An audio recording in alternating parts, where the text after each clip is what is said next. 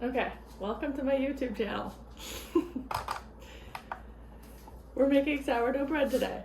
Very yummy sourdough bread. And you're gonna need a bowl, milk, water, salt, flour, and active sourdough starter, and a scale.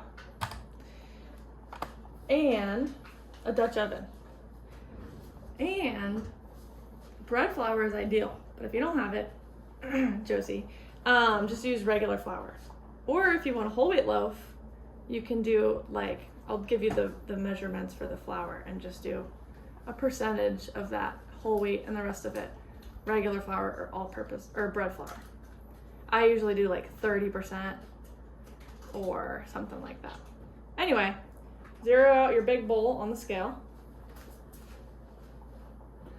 Don't mind Ben making me some mac and cheese.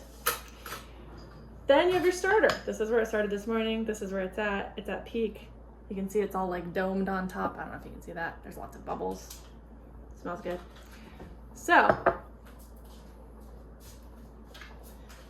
you're gonna get 125 grams of your active starter in your bowl. I'm doing a double batch, so I'm gonna do 250 grams.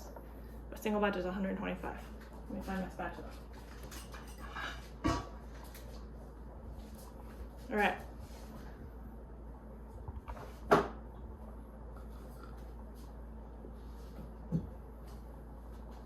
It should be super like tough, like it is here, as you can see, like hard to pour.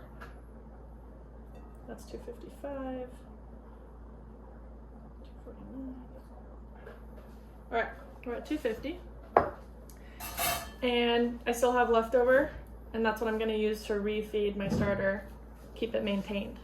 So whenever you're gonna make this loaf, make sure that you have enough and more. Okay. Then I have 95 grams of milk. Since it's cold from the fridge, I just put it in the microwave for like 15 seconds to make it room temp.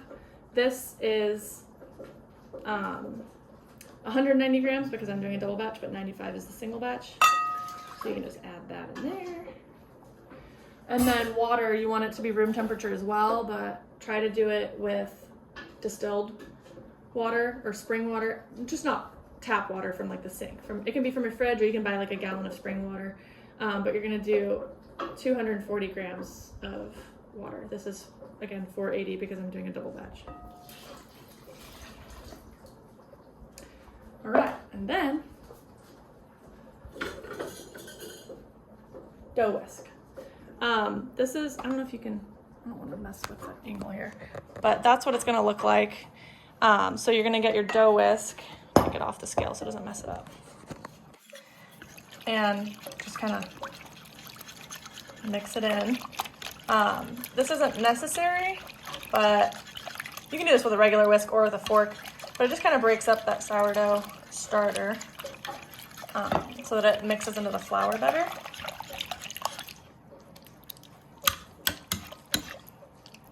That's good, and I'm gonna leave that in the sink. Put this back on the scale. Zero it out, don't mind my feet. And then onto the flour. So 465 grams of flour. Again, I'm doing a double batch, so I'm gonna do, what does that make? 930? 930. All right, let's get to it.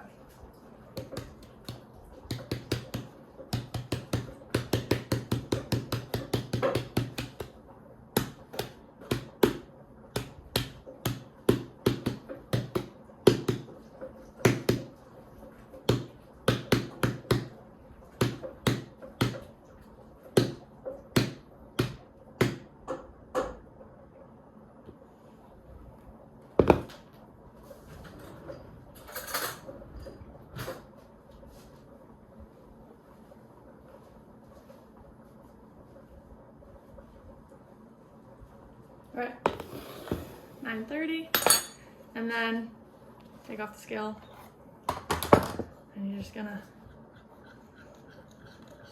mix it all up.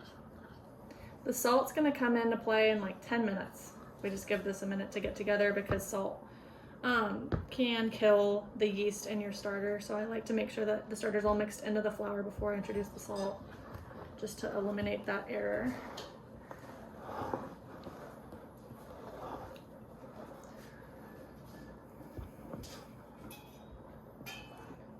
So this is going to be a super shaggy dough.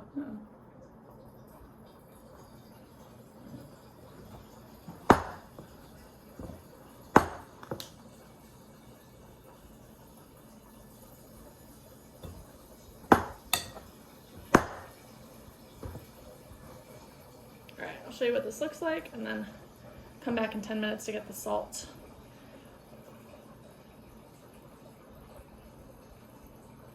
All right, that's what it looks like right now. And that's fine. Just cover it with a either saran wrap or with like a dish towel, and then we'll come back in 10 minutes. Okay, we're back. Mac and cheese was very good. I'm gonna say hi to my dog. Come here.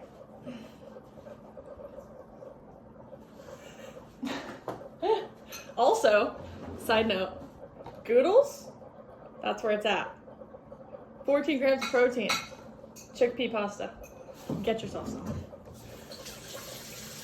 And for all you trolls, I am washing my hands after touching my dog. In case I get famous on this video. All right. Perfect that I just washed my hands, because you have to have wet hands for this next part. This is called the Rubad method, R-U-B-A-U-D. And it's like a form of kneading.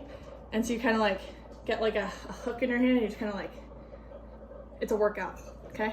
So it's gonna take a while to like get it all up in your hands. Anytime you touch your dough, you want like cold, wet hands. Yeah, okay. So we're gonna like, you basically just, I'm gonna put the towel under it because it's kind of loud. You kind of just like smack it down and like, use that hook of your hand and it'll kind of like start to agitate it. The more you agitate the flour, the tougher your bread gets, or the chewier, which is what we want.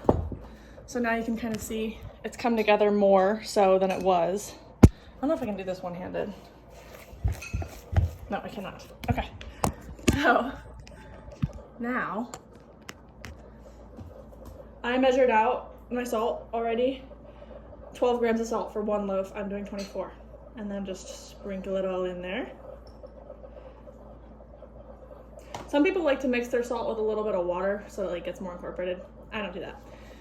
So just be careful because it's all on the top of your dough. So just kind of like grab your dough and fold it over the salt for a little bit so it doesn't all fly out. And once it's all in there, go back to the Rubad method just to make sure that it's all fully incorporated.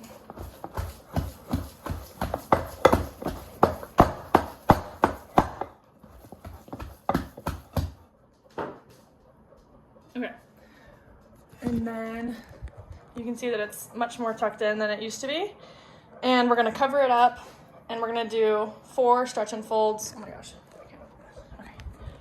We're gonna do 4 stretch and folds over the next 2 hours. So it's gonna be one every 30 minutes. I'm running out of time, so I'm gonna do one every 20 minutes, but you are gonna be good and do it every 30 minutes. So set your timer right now and I will come back in 30 minutes. So again, it is very hot outside. We are setting up our new beach chairs and our Blackstone. This is very exciting. Also, side note, if you are not Josie, my friend that I'm making this video for, and you're someone that knows me and you come across this video, don't be rude. I'm not trying to be an influencer. I'm just trying to help my friend out, okay? So don't be judging me. But get some sourdough going because this stuff is good. Okay, wash your hands. I already did that. Wet your hands. Cold, wet water. Well, of course it's wet because it's water. All right, I should probably do this holding the phone so you can see. Wet hand. And you're just gonna grab, so you do 1 on each corner and you stretch. You don't want it to rip until it's about to rip, and then you fold it over and then turn it a quarter turn. Grab it, all of it from underneath. I wiggle it to kind of like let it drop down and stretch out, and then fold it over. Third side.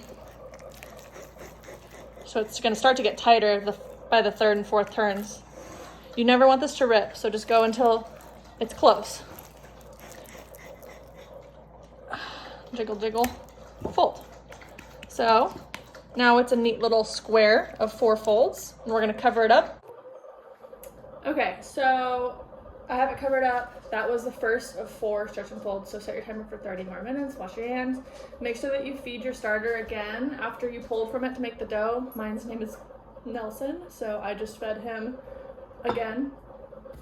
And then we're gonna do 3 more stretch and folds, just so you know the time frame. So that's another hour and a half. And then after that last stretch and fold, we're gonna keep it covered just at room temperature, and it's gonna do its bulk fermentation. So it's gonna basically double in size and get super gassy and like light. And then that can take 2 to 4 hours depending on the temperature, but I'll show you how to do like a poke test and everything to make sure that's good. And then we're gonna shape it. So we're gonna like roll it out on the counter, shape it, put it in a bread basket, cover the bread basket, put it in the fridge. And you want it in the fridge for 12 to like 36 hours, depending on how sour you want it or just what your schedule looks like. And then you'll have a bake day in two or 3 days. So I'll be back in 30 minutes. We're gonna do another stretch and fold. Okay, again, 30 minutes later, well, 20 for me, 30 for you. We're gonna do stretch and fold number 2. This is the last one I'm gonna show. I don't need to come on here and do 4 sets of stretch and folds with you. So yeah, I'm gonna wet my hand. Start on one side, stretch it up, fold it over, turn. Stretch it up, fold it over, turn. Stretch it up, fold it over, turn. And last one. See how it's like a lot tighter this time than it was the first time? That's awesome, that's what we want. And again, we have our tight little bowl. And we're gonna do this again in 30 minutes, and then another one 30 minutes later. So I trust you to do the next 2 on your own. I'm gonna post this video, and then I'm gonna come around, I'm gonna make a part 2 video to show how to do the bulk fermentation. So this is the end of this video, but just make sure you do this second stretch and fold, set your time for 30 minutes, do another stretch and fold, set your timer for another 30 minutes, do your last stretch and fold, your 4th one, and then you're gonna cover it and leave it on the counter. And that's when you're gonna get to part 2. I'll meet you there once it's on the counter. Okay, bye.